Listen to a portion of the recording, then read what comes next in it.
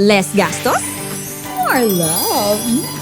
It's time to cook with Magic! Sabi ni Nini sa comments, naghahanap siya ng new baon ideas para makatipid. Magic Tortang Talong Burger ang ihanda namin na under 50 pesos lang per serving. Tara! Let's cook with Magic!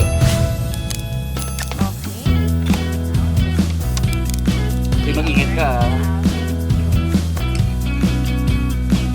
Maglagay ng Maggi, Magic, Sarap. Di na kailangan ng iba, kaya bawas din sa gastos. Pasok sa budget! Thank you.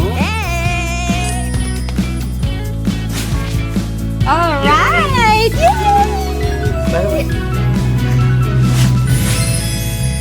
Menos gastos, pero hindi menos sa sarap. Gagawan niyo ng magic. At sa susunod, anong mabilisang breakfast ang gusto niyo? Comment lang sa Maggi Facebook page at yan ang mamagicin namin next week.